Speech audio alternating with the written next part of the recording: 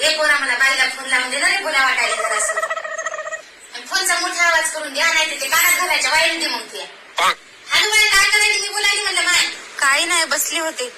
बरं बरं, पोरगी काय करायली तुझी? रडायली होती लई. काम का माय? दात दुखायली तिचे. हा, चॉकलेटी बिकलेटी खात जाऊ म्हणजे दात दुखत नाही तर.